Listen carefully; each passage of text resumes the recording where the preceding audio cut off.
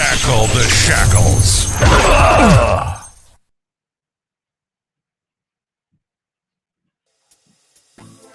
Hello, everybody. This is Tackle the Shackles, Out for Life, streaming live podcast. This is your host of the Most High God. Listen, we deliver every week when it comes to excellent,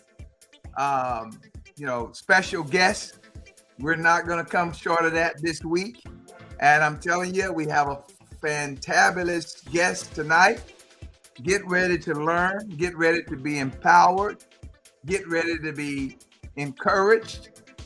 We have none other than Burrell Ellis. But before I bring Burrell Ellis up, I'm going to bring up my co-host. You know him already. He doesn't even need an introduction. His name is Buddy Curry. What's up, buddy? Hey, Lee. Hey, everybody. Glad to be here.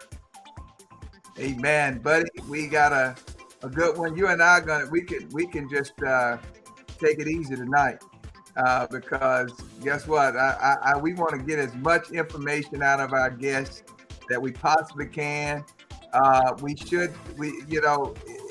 I know if anybody had Mr. Ellis on, he would have an honorarium bigger than your paycheck and my paycheck. But we gonna take a vacation tonight and ask a few questions, but we want to let him go tonight. All right. But buddy, I appreciate you. Love you, man. Hey man, last time we were in prison, not when we went to prison, but when we were doing prison ministry, hey man, that was an awesome, I would say that was an awesome situation. What do you think? Well, yeah, I think every week presents a new one of the return to citizens wants to be coached, and I'm really impressed and blessed by how vulnerable they are and how all of the guys in the room try to help them with whatever it is, and we're able to extract some truth, some ownership, accountability, and I think that man's going to be successful when he gets out. Really impressed. Very much impressed, and it's really cool how there's an organic conversation going on, and all of a sudden, we have co-coaches. The guys, they got a whole lot to offer, right? When somebody else is being coached. Yeah, that's right. Amen. All right, so we're gonna bring you back up in just a minute, buddy, and then we'll bring Mr. Ellis up, and then we'll take care of some business after that. Okay? Okay. Awesome. Well, like I told you, if you're out there and it seems like folk are slowly getting on for some reason, we're gonna make sure Precious sent out another link out there. But I'm gonna tell you, we are excited about our guest today. And this is recorded, so this is going to be able to go out on our social media, and others going to tap into that as well. But I want to bring up my new friend, Mr. Burrell Ellis. Mr. Ellis. Pastor Lee, it's nice to see you tonight. Thank you for having me on the show.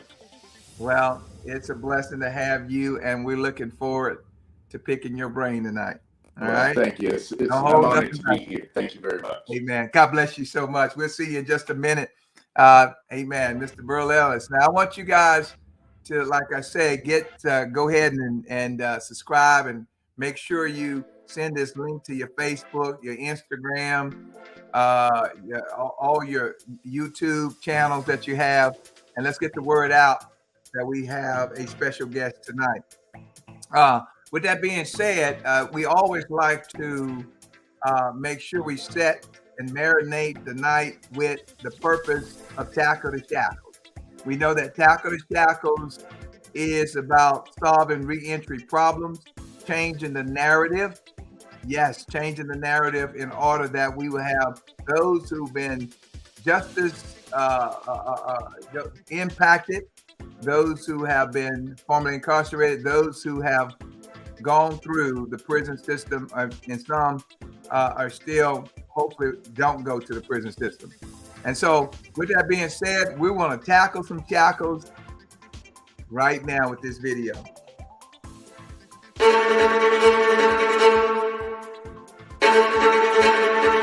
In the U.S., a staggering 2.2 million people are incarcerated, a 500% increase over the past 30 years. 1 in 4 prisoners were foster children. 1 in 28 American children has a parent behind bars. A public defender will routinely have a caseload of more than 100 clients at a time. States spend $2.8 billion annually to incarcerate people for non-criminal rule violations. More than 10% of the incarcerated in the U.S. are veterans, while less than 1% of our citizens serve. More than half are there due to PTSD and substance abuse. Veterans are losing their freedom because of defending ours. Tackle the Shackles, a mega movement to create culture change. Not just inside courtrooms and prisons, but within society. Organizations, activists, and legislators are struggling to pass laws to reform the broken justice and prison systems. This is primarily because the public either doesn't know or doesn't care about the injustices and suffering of those caught up in these systems. The key to success is to make it trendy to be informed and care about our incarcerated citizens. Tackle the Shackles is a national community coalition between athletes, churches, police, service providers, prisons, legislators, and the public to bring about better second chances and reduce recidivism. The coalition also promotes criminal justice and prison reform to ensure fairness in courtrooms, reasonable sentences, and that prison time is rehabilitative instead of punitive. As our country is struggling to find answers to the shackles, issues of inequality, racism, and injustice, it is an ideal and critical time to implement the tackles, real solutions, and reform. Tackle the Shackles is the movement to unify our country and educate about the depth of the criminal justice issues as we reveal and implement solutions. Tackle the Shackles. Welcome back to Tackle the Shackles Out for Life streaming live podcast. This is your host of the Most High God, Lee Robbins. Listen, we're excited always about what is happening in the lives of those who are formerly incarcerated, those who have been through this transition.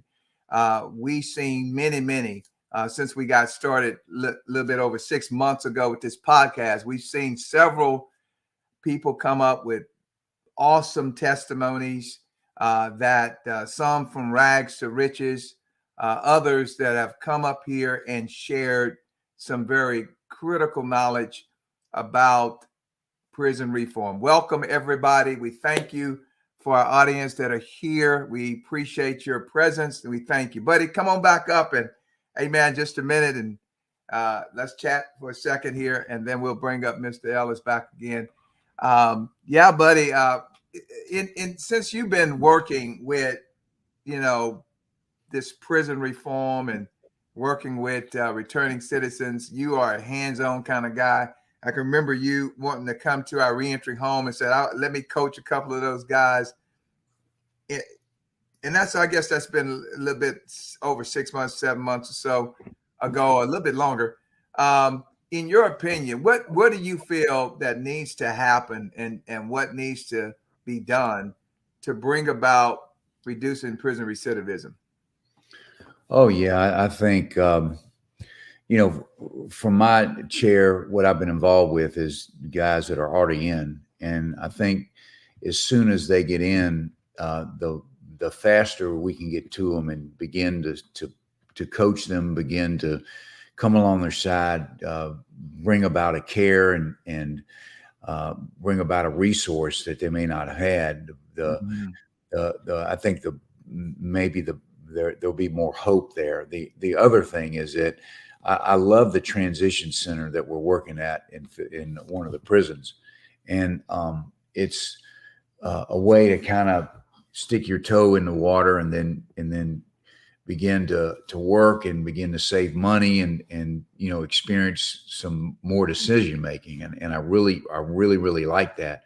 And then also I like the reentry home, and for the transition, when these guys are getting out of prison and they're faced with all the decision and the family pressures, it can just be debilitating, and it may lead them to go back to some of the habits they had. And well, I think a transition, a better transition where there's resources which you provide, Lee, through your system, I think is would be very helpful. But get them as fast as we can once they get in and start serving their sentence. Yeah, and I know that you also work with kids, through Kids and Pros, and you're part of the prevention process, and now working on the rehabilitation process.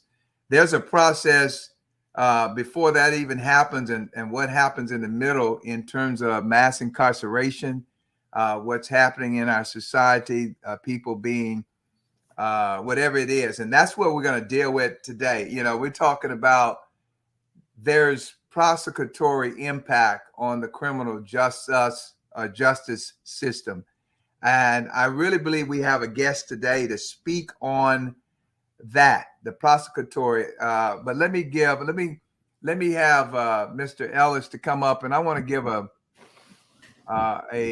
very warm introduction about his credentials and who he is.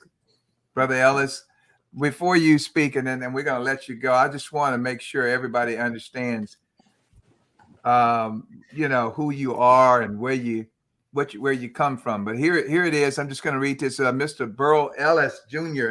has long been recognized by the citizens of Georgia for the vital role he has played in the public service and for his deep personal commitment to the welfare of all. In 2000, while working as a partner in a national law firm, he was elected to the Dekalb County Board of Commissioners. In 2008, he was overwhelmingly elected as Dekalb County's Chief Executive Officer, and then re-elected in 2012 as CEO of Dekalb County, which covers 240 square miles and 12 municipalities, including portions of the city of Atlanta.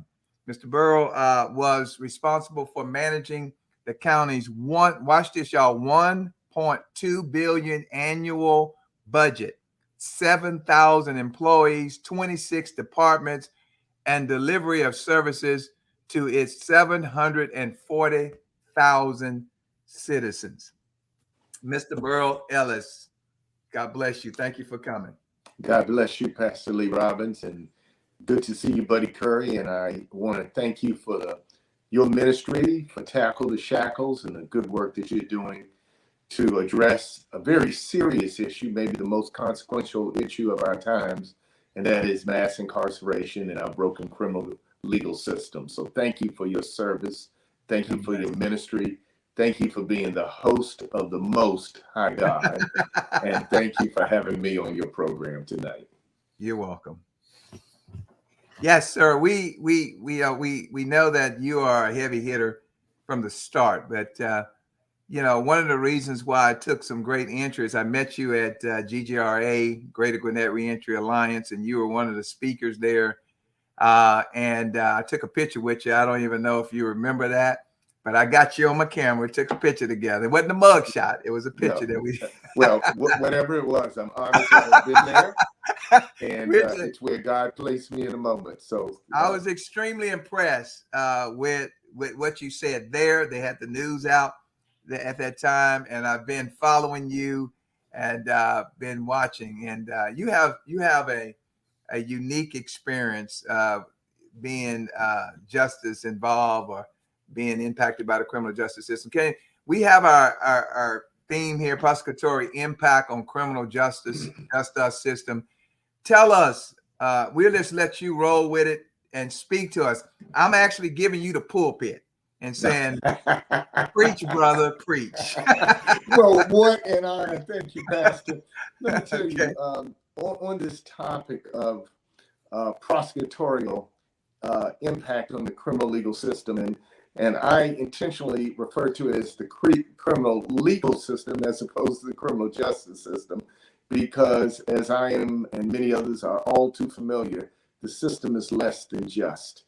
The situation for me, and bear in mind that I'm a lawyer by training, not one who practiced in the criminal legal system, but I'm a lawyer by training.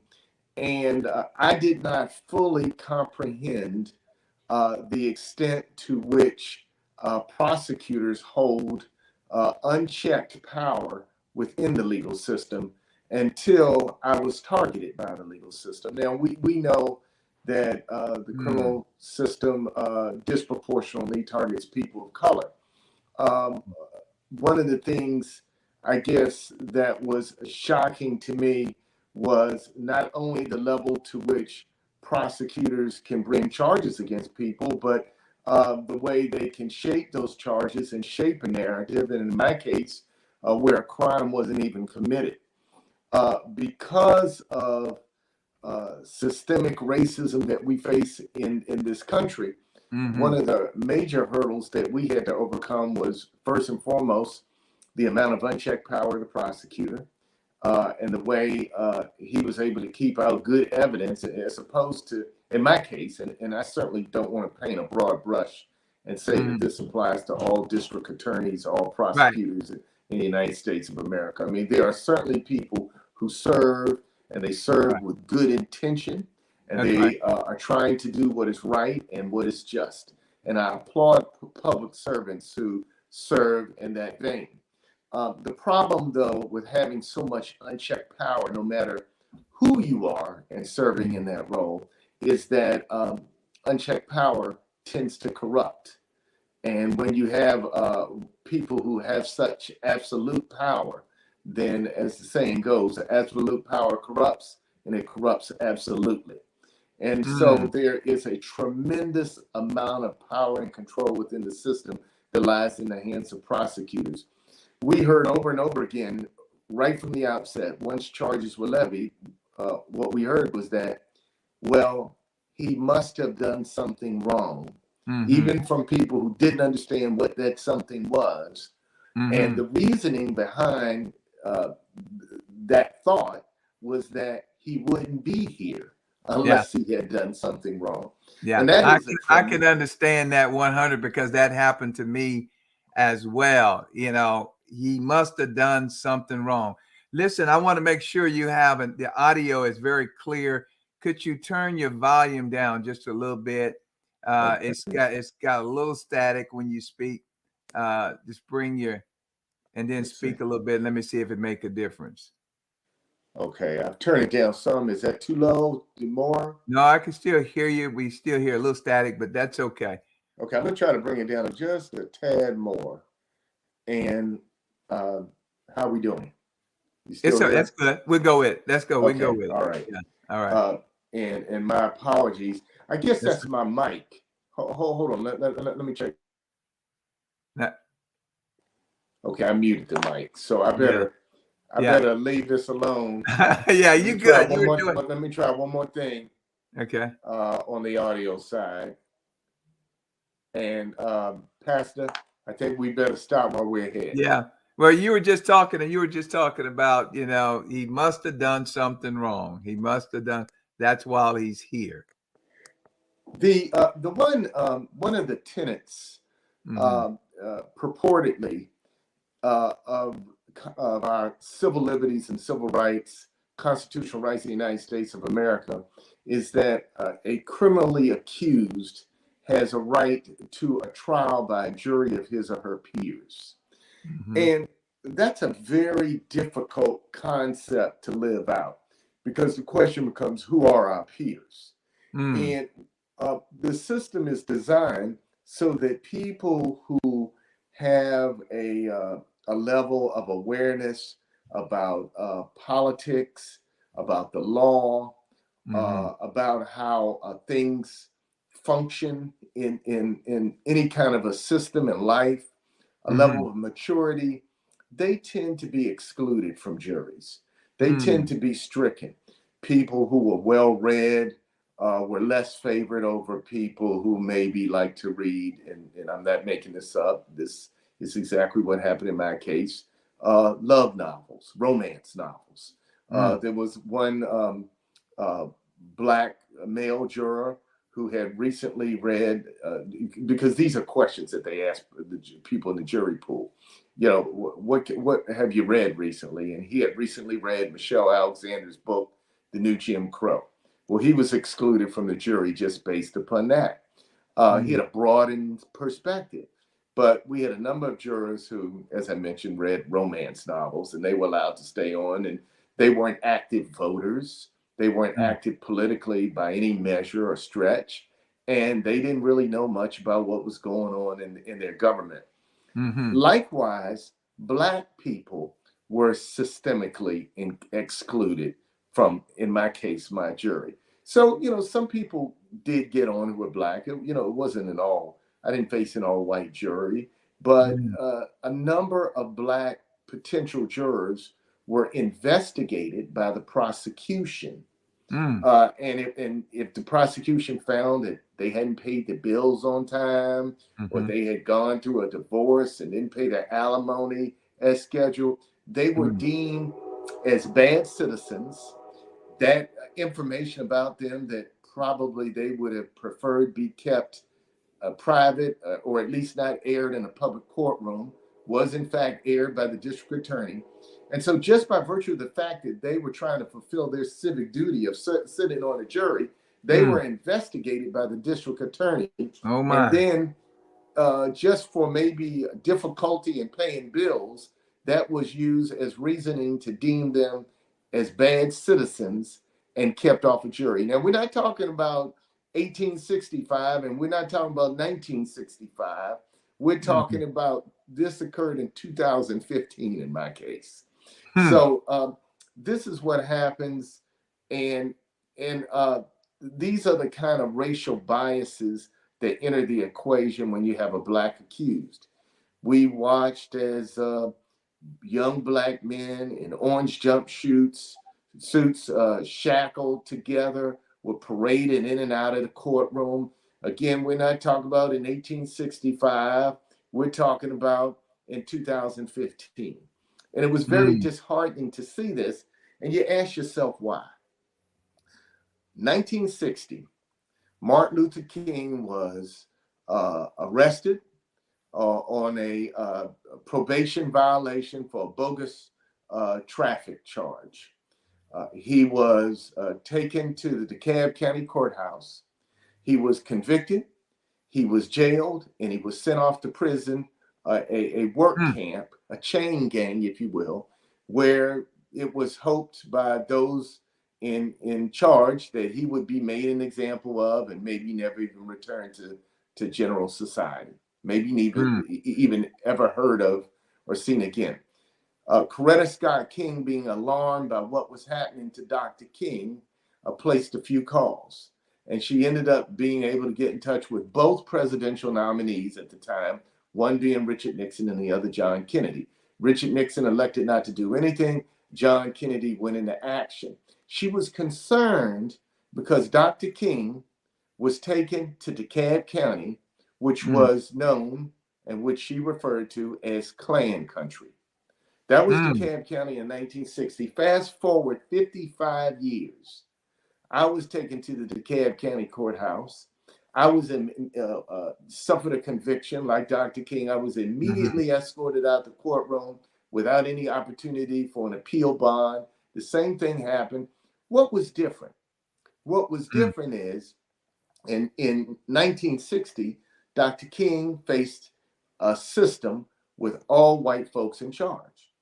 In Mm. 2015, I faced a system with a number of Black people in charge, a Black Mm. district attorney, a Black judge, who routinely had those young Black men being escorted through her courtroom, sent off to prison, chained together.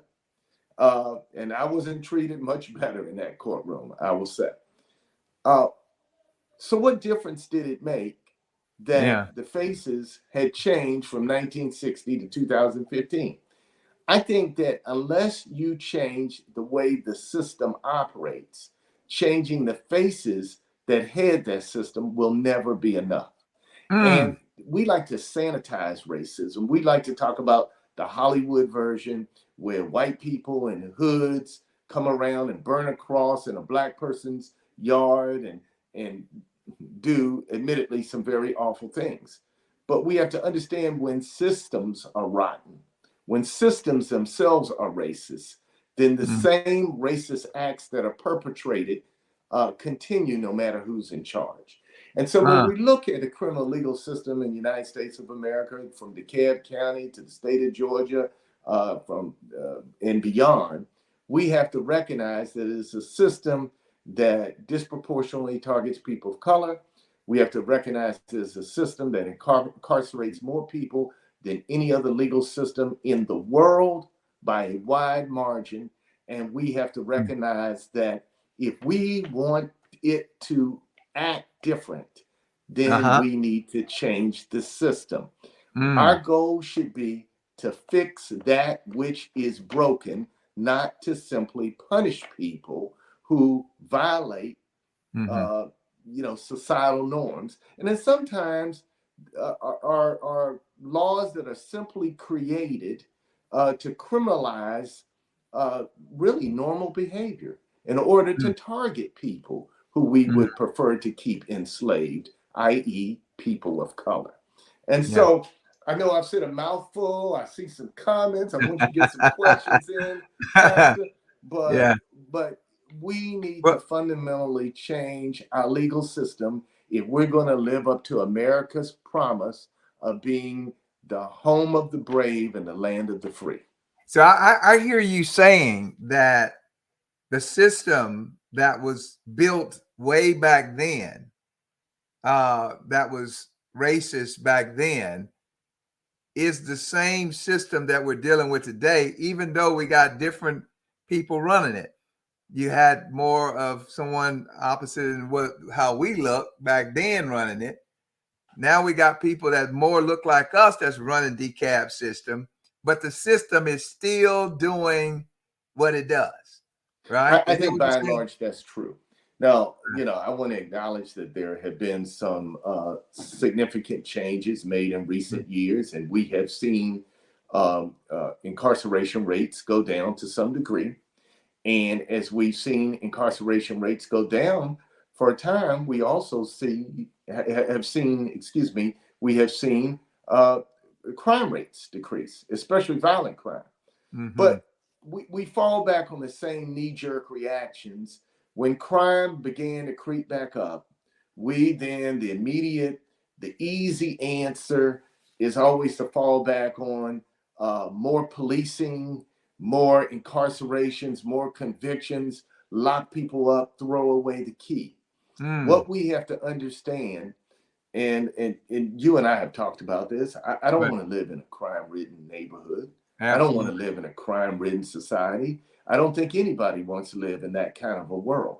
But we have to look to what actually fixes a problem, not just be so punitive or punishment-oriented. Prison is inhumane, excuse me. It's an inhumane, it's a degrading experience. Maybe some think that's what it should be. But being that is not fixing the problem. We want to live in a society where crime is alleviated. We want to live in a society, I think ideally, where people are rehabilitated, where people can fundamentally live out to be their best selves. We want to live in a world that seeks to make people right.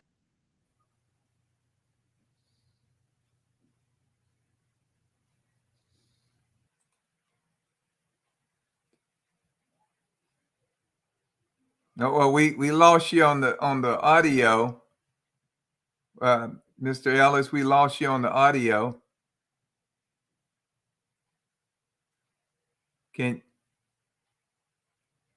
Let's see.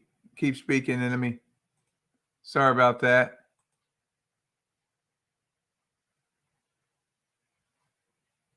Still cannot. Let me see.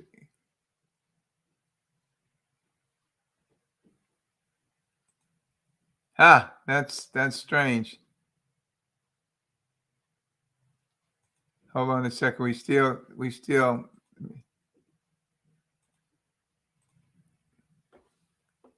try to say something now. Nope. I am so sorry, guys. We're having technical difficulties. Maybe you can come back in. Meanwhile, we'll take care of some other things. Bring Buddy back up. Buddy, amen. As Mr. Ellis get his mic set up and back going. What do you think about some of the things that he's already shared with us about systemic racism that's in the system, not necessarily by those who are operating it, but those who are implementing it, the system that is already there, the laws that are already there that come from still on the books from many, many years ago. What are your thoughts on that? I don't know what the laws are. I don't have any experience in the justice system. Mm-hmm. I am just all ears and learning. So I don't have a comment because I'm not going to comment on something I don't understand very well. Right. And that's good wisdom. There are, we know that I always think it's not a black thing or a white thing, but it's a green thing. That our criminal justice system has become more about money. Because if you close down some of these systems today that capture some of the poor people who can't afford a lawyer, at least a good lawyer, to get them off for some of the things that good lawyers get people off on, then they become a part of the system. And once you get part of the system, it is virtually very difficult to break away from that system because it's always on your record. It follows you. And so when a lot of times we don't want to fix that because some cities will probably crash if they didn't have these individuals coming in, paying court costs, paying for their fines. All of these things add up to keeping a system millions and millions and millions of dollars. In some of the smaller areas, if you closed it down, which some of them were built upon that, it will literally shut down some jobs and some opportunities for people in that particular city. So it's, to me, it's more of a green thing, even though there are some laws I do believe that are still inundated. It's some old laws that are still on the system that should have been done away with a long time ago. Case in point, I'll give you an example of a law. For those who commit drug crimes, right? They commit drug crimes. They literally cannot get, once they come out, they no longer can get food stamps. All right. What does a drug crime got to do with food stamps? They can't get their driver's license back in place. These are things that are set up for continual failure. So we were just talking, Mr. Ellis, are you there? Can we? Yeah. Can you hear me now? Yes. Thumbs up. Okay. Yeah. Absolutely. I'm so sorry about that. Yeah. We were just. I was just getting warmed up. We're just getting. Well, we're going to sit back and listen and let you keep on going and moving forward. Hey, man, if you could pick up where you left off. I'm not sure where I left off. I'm trying to. Can you remind me what the last thing you heard was? Yeah, we're going to let the audience remind you of that. Y'all remember what he's talking about? Make sure y'all were listening to what he was talking about. Let's see. They're going to come up. You were talking about the system was created to keep Black folks enslaved, free labor, and continued control. Yeah. Okay, that's what one person says there. I can connect to that. I think that when we talk about a systemic racism and how the system is broken, we have to recognize the system is doing exactly what it was created to do. And it is an extension of slavery in the United States of America. It is fulfilling the goal that it was created of, particularly targeting and keeping enslaved in many ways Black and brown people. And I'm not trying to suggest by any means that we are the only ones who are kept enslaved by the system. Certainly there are large numbers of white people who are incarcerated and who walk around with criminal records, but we have to recognize that Black and brown people are disproportionately targeted by the system. It's a costly system, and it's a system that in the end, in the final analysis, doesn't really serve us well. Because if we're not fundamentally working to reduce crime, to improve lives, to make people better, if all we're doing is making people worse by incarcerating them and then recycling them back in the system, then not only are we harming the people who are being incarcerated, but we're impacting families and we're impacting communities in a very significant way. And that affects everyone. And so we need to do a reanalysis of what works. And there ought to be a recognition that prosecutors, since we're specifically talking about prosecutorial impact, we should remind ourselves of two things.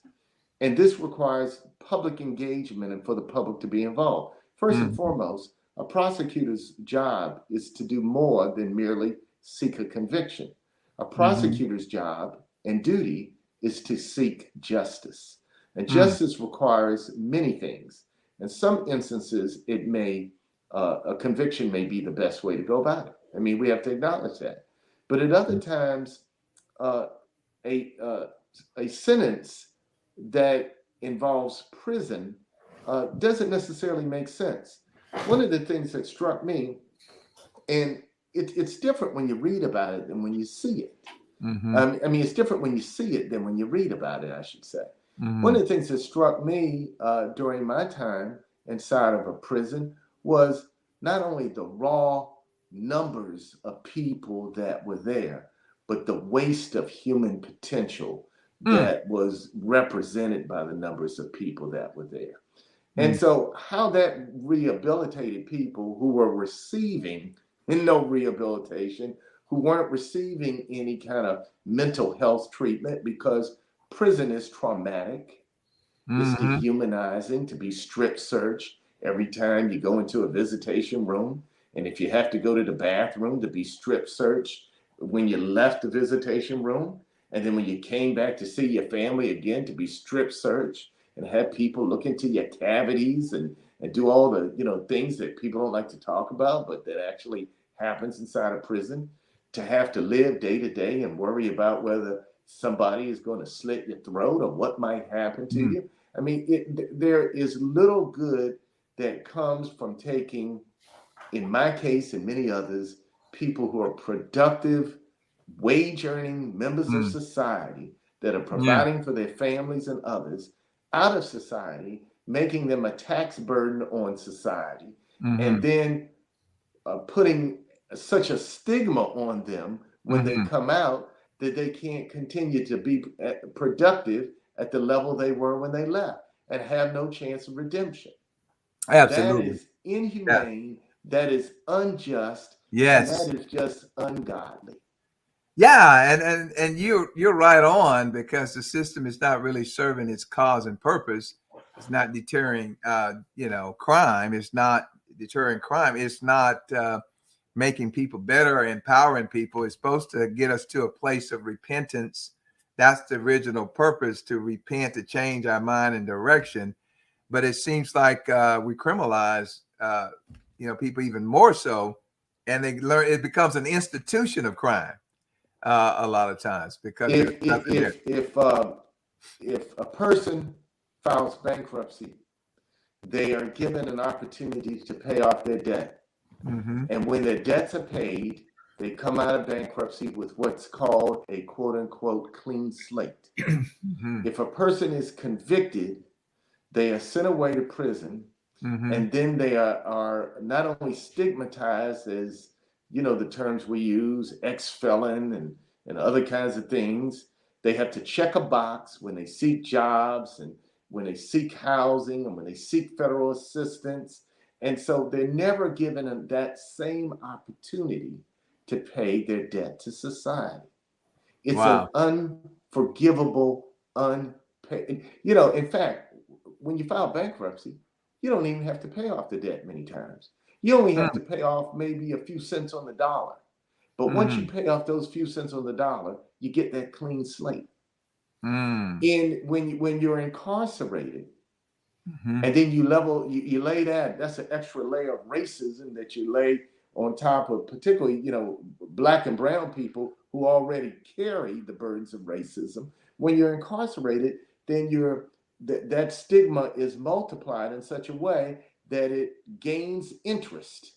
And the interest is so harsh that it never gets paid off. It can never be paid off. And so we continue to recycle those people in and out of the system. So we can see why there's 67% recidivism rate that keeps people coming in and out of the system. Technical violations. Yeah, technical stuff. Yeah. You don't give me an opportunity to work, but then you expect me to pay my child support. Oh my. Listen, we're going to take some questions here from the audience. We got a couple of questions I'd like for you to try to chime in and answer. Here's one right here. Can you read that one for us? You want me to read it? Yes, go ahead. Okay, this is from Lawrence. It says, what is a better way to fix a problem besides just putting people in prison? It's not fixing the problem. One of the things I think that, thank you, Lawrence, for that question. I think that when we talk about mass incarceration, we have to understand that it's a term that is not really fully understood or grasped by many, and that's unfortunate. If you read books like Michelle Alexander's book, she talks about mass incarceration and it being a level of incarceration. People who are against or people who favor, I should say, ending mass incarceration, as I do, are not necessarily in favor of ending all incarceration. There may be people, because of the nature of their actions, who need to be removed from society for some period of time. Okay. But there ought to be some opportunity within that period of time to redeem oneself. I mean, we know that there were major prophets in the Bible who committed, some bad acts. But from a God view, there was nothing that anyone did. I mean, you can look at Moses and you can look at Paul or Saul, and you can, see some of the things they did, but they were redeemed by the Lord and sent to a higher purpose. And so we ought to operate from the same mindset that everyone is redeemable, and we ought to be willing to extend grace. Now, everybody, though, doesn't need to be incarcerated, certainly not at the numbers that we incarcerate people now. There are some crimes that simply aren't violent. Maybe they're harmful, but they're not violent. And maybe people need to be given an opportunity to learn a better way of conducting themselves. Maybe they need to be given the opportunity to pay back what they have taken and to make it right, to restore.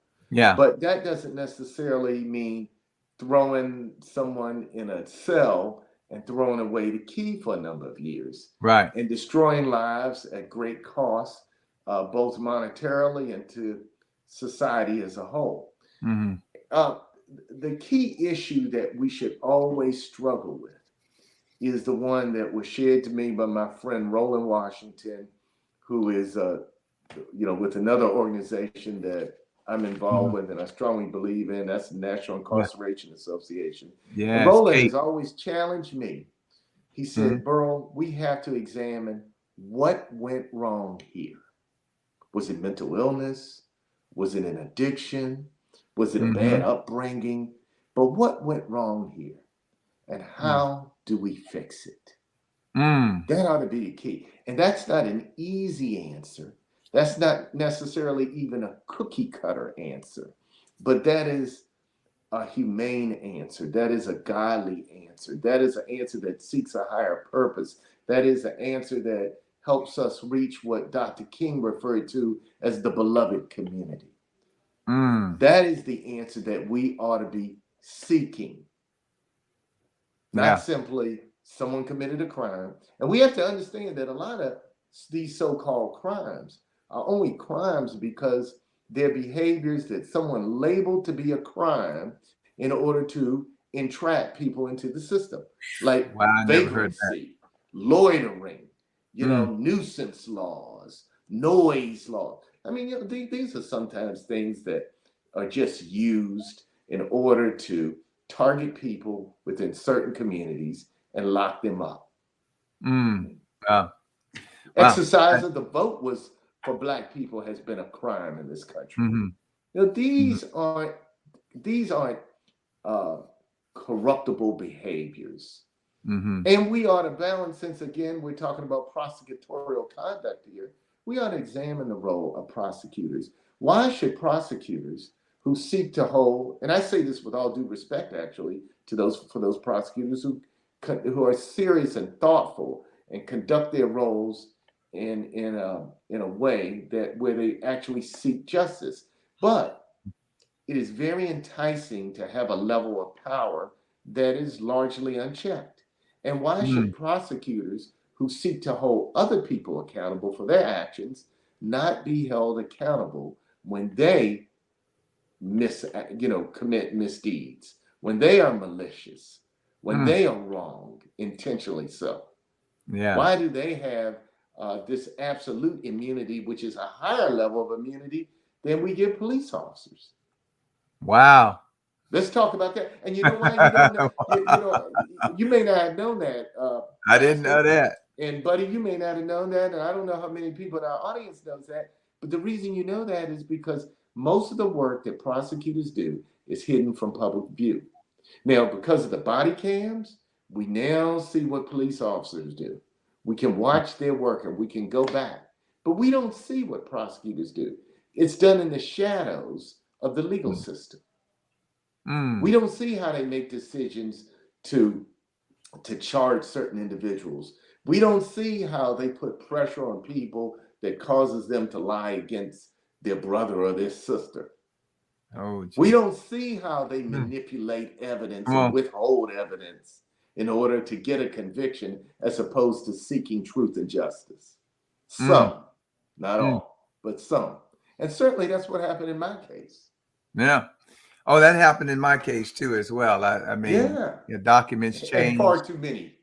Too many situations, and a lot of times they know what the outcome is going to be, and they seek that outcome even before the trial or the witnesses are there. They're seeking that outcome. So the answer, I think, is because, and when we say they, we're just talking about in general. We're not talking about all, right? No. We're not talking about every last one of them. Right? We're talking about a system that encourages that fosters that, not about an individual. And so I think our goal is, how do we educate the public so that they become aware of these influences that negatively impact a system that most would acknowledge is broken and unjust?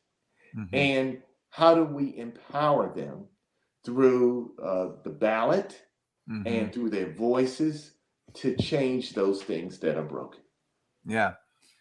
Well, let me ask you a question about a court-appointed lawyer that's given to individuals. The individuals can't afford their own lawyer. They have to be assigned a court-appointed lawyer so justice can be spoken through that lawyer. What are your experiences with those who've had court-appointed lawyers as it relates to systemic? I was watching the video presentation at the beginning of this podcast, and one of the things I saw was how overworked, for example, public defenders are. Court-appointed lawyers are often public defenders, and lawyers, private lawyers who take on the responsibility of representing an accused, but people who simply don't have the resources to afford legal representation. And it's unfortunate that, I mean, the reality is that that can often impact the type of representation you get. If you can afford to pay a lawyer, which most of us cannot, who can devote, full-time and attention to your case, then more aspects of the case. I mean, a criminal case is complex. The prosecution is being paid by the public. The defense is being paid either out of the pocket of the defendant or being underpaid by the public. The resources are simply not equalized. Now, what I think the answer is? I think the answer is that public defenders should be paid and compensated, and the officers should be funded at the same level as prosecutors, so that people can have the same sort of level of defense as those who are levying charges against them. And I think that when prosecutors fail to turn over what's called exculpatory evidence, mitigating evidence, then they ought to be held accountable. The reality is that they do that, many do that as a practice, and are never held responsible, when they're caught. So not only are they not, subject to, very seldom subject to sanctions, but if I were to commit that level of a fraud, I mean, in fact, I had a prosecutor accuse me of committing a fraud that never existed. So you and I can be, it's deemed criminal if it's on one side of the table. Right. The scales of justice, if you think of Lady Justice, justice should be blind, but it should also be balanced. And it is neither blind nor balanced in reality. Wow. Hey, y'all, we getting the real uncut truth about a lot of things, whether you have a different opinion about that or not, and you probably do, and that's okay to have a different opinion. But we're really actually talking about somebody that is a lawyer that has, y'all heard the introduction. He's overseeing a county, and he's got the credentials and the experience. He's right there in the middle of that, was falsely accused or whatever in that situation, was led to prison, and then went to the Supreme Court and got it turned around and came out. So we're talking about someone who's got the credentials, who's got the experience, somebody who also was just unjustly incarcerated, and then got it overturned by the Supreme Court, and now is speaking to us right now. That has got something to say now, and we know that these are some realities that you talk about in terms of systemic. What can we do to change the system to make it fair and blind? A system that will work for everybody. Is that's what you're saying, Attorney Ellis? I think that we have to understand that this is a multi-headed hydra. This onion, as they say, has a lot of layers on it.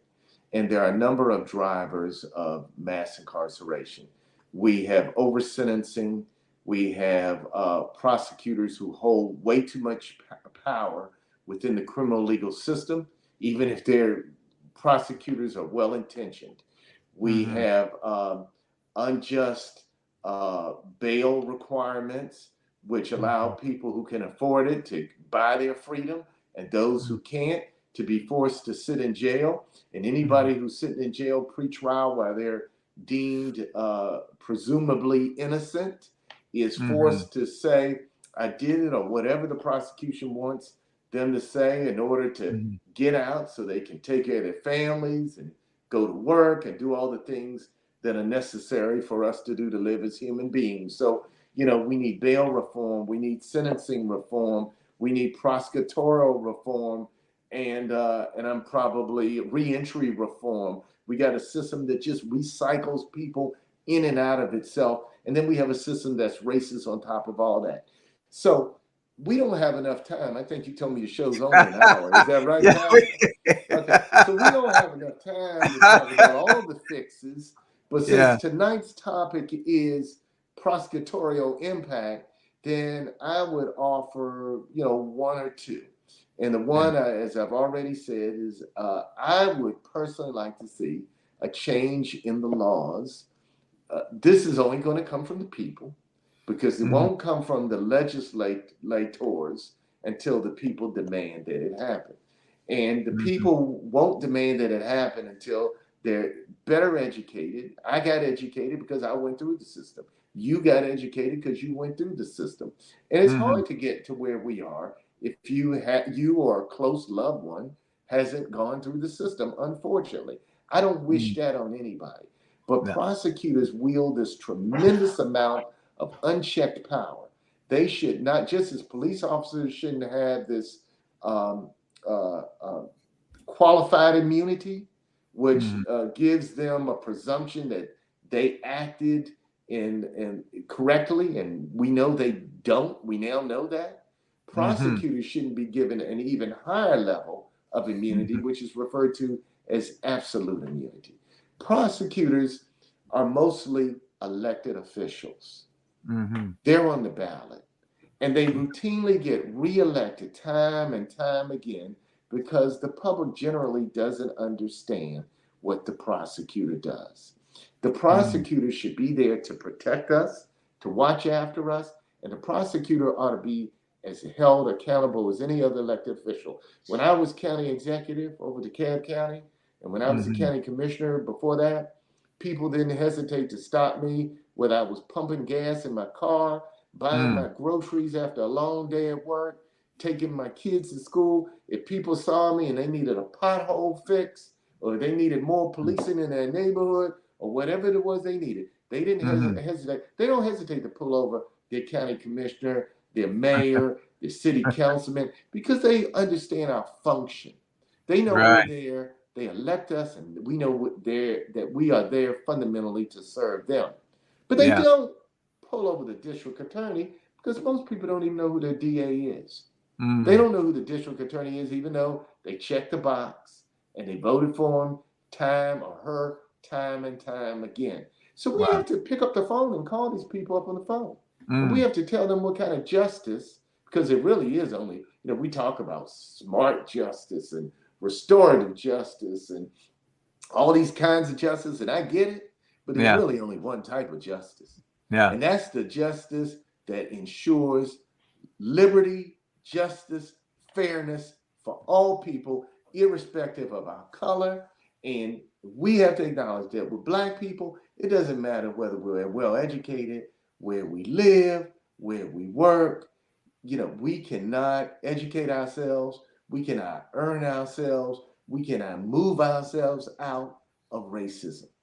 And that is a fact. And we ought to look for people who are committed to representing the best interests of all and working specifically to undo those things that have caused the system to be so disproportionate. And those are the things we ought to be asking people when they run for district attorney. And if they're not willing to give us some answers, then they are not worthy of our votes. Yeah. Wow. Man, that you hit right at 8 o'clock. There's some great comments going on here. You have enlightened us and educated us, especially as you brought out the differences or the lack of education that we have about the people who are serving us. Yeah, we know people out front, if we need some things changed on our streets, if we need things changed in our schools, we know who to talk to. But when it comes to the prosecutors, we don't often know their role. And so we, like you say, we just blindly check the box, and we got people staying in that particular office year after year after year. So it's very important for us to understand the power is in our hands. and that we must begin to get involved, educate ourselves about who our prosecutors are, and support those that are good, be there for us, that's going to be balanced with law, that's going to do the right thing. You and I said we don't want crime in our neighborhoods. We don't want I went in some neighborhoods, Brother Ellis, and I locked my door. I'm like, I'm locking my door because they look like, I don't care if I'm black, they don't look like they not racist at all out there. They won't, if they see me with a watch or I got a car, they will take that too. So I mean, we all don't want crime in our communities. We just don't. We just want to be treated fairly when it comes to to justice. That's all, right? Yes, I agree, Pastor. And thank you for having me on the program tonight. I apologize to you and the audience for the technical glitch. Oh, yeah. And next time, you might not want to hand over your pulpit to me because I can run with it, Pastor. Hey, sometimes a pulpit can be a pulpit pulling people out the pit. Sometimes the pulpit can sound like a whipping post for some folk, but it's all good because we can take truth. We all adults. We can take that truth and begin to examine it. It's like good chicken eating, right? You take the meat and leave the bone. I love it. God bless you for your work. Thank you. And your ministry. Thank you, Mr. Ellis. Thanks for the education. Thank you, buddy. Thank you so much. Absolutely. Have a good night, everyone. Good night, everybody. Good night. Listen, this is Tackle the Shackles Out for Life.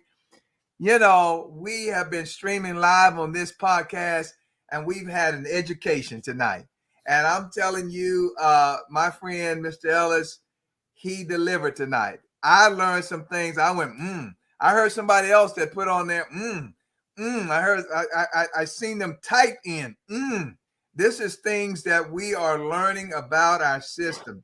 Listen, we got still the best system, I believe, in the whole entire world. But I also believe that we have a system that can be changed. And I'm talking about the criminal justice system.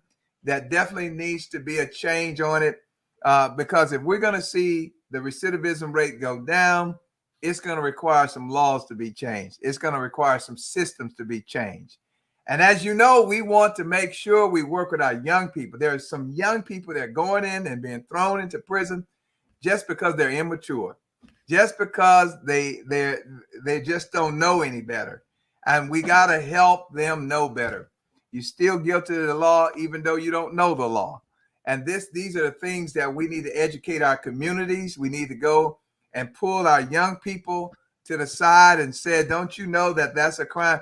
And not be scared. We got adults scared of children. They're scared. When I grew up, listen, it was truly a village that raised the child.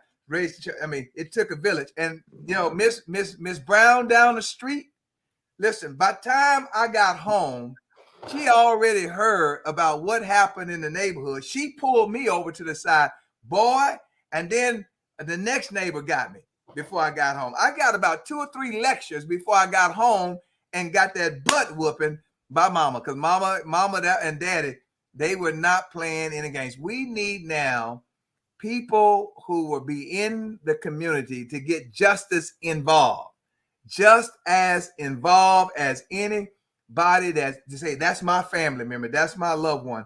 Let's get some mentors. Let's get some mentors. Let's get some coaches. Let's get some people who volunteer in our schools. And let's go there and say, though you're not my child, you're still part of the family of the community. And if I do not get involved in your life and empower you, then there are going to be sometimes I might be one of your victims. And so the way we do it is say, hey, this is a community. This is a family. I have to treat you like you're my own child, and let us mentor the ones and preserve the ones that we need to preserve. Hey guys, thank you so much for being a part of Tackle the Shackles tonight. Thank you, buddy Curry, for being here, and thank you, Mr. Ellis, for being the professor tonight on the legal. Thank you for having me so much. We appreciate you. bro. Y'all have a wonderful rest of this evening. God bless you. Okay. Bye-bye, everyone.